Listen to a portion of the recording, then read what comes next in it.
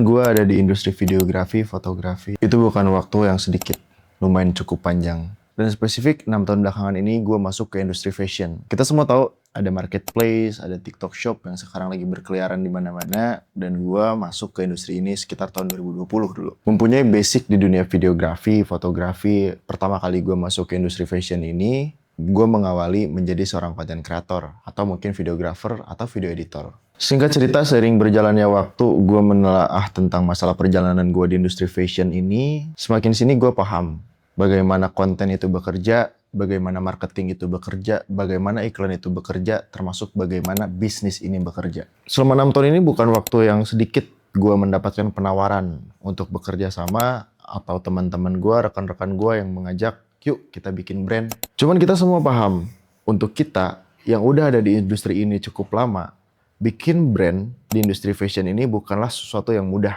atau bukan sesuatu yang seperti membalikan telapak tangan. Dan satu hal yang bikin gue tidak tertarik untuk membuat brand secara pribadi ataupun ketika diajak oleh teman-teman gue, karena gue tahu bagaimana susahnya produksi. Sesimpel sekarang, selain dari pajak, potongan marketplace, biaya produksi pun sekarang ikut naik. Kalau kita nggak punya power di produksi, kita bakal kesusahan untuk ada di industri ini. Sepengalaman gue sempat jadi saksi mata brand-brand yang kerja sama gue jualan 5M, bahkan 10M, dan lebih dari 10M bahkan. Dan itu tuh butuh quantity yang tidak sedikit, banyak banget.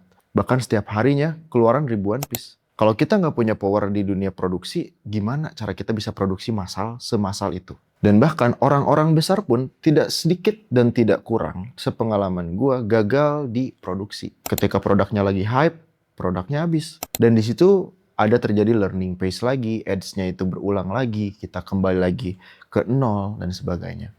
Jadi untuk survive di industri ini lumayan cukup sulit menurut gue, karena gue nggak punya power di produksi. Singkat cerita, gue ketemu sama beberapa orang yang dulu sempat kerja sama gue, terus juga kita stop kerja sama dan kita ketemu lagi.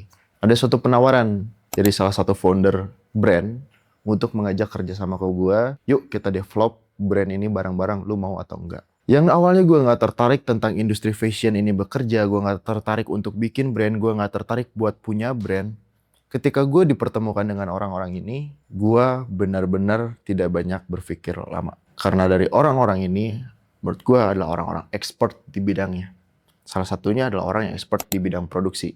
Dan gue nggak menemukan alasan kenapa gue nggak bergabung sama tim ini. Dan gue pengen, gue pesen, dan rekan-rekan gue, brand ini bukan cuma punya kita, tapi punya kita semua. Kita semua tahu industri fashion di Bandung tuh segila apa dulu. Dan menurut gua, fashion itu bukan cuma tentang masalah cuttingan, lu pakai setiap hari, atau bisnis. Tapi di dalam fashion industri ini juga ada sebuah art atau seni. Tidak sedikit yang berpikir kalau misalnya baju adalah kanvas kosong yang bisa diisi dengan seni di dalamnya.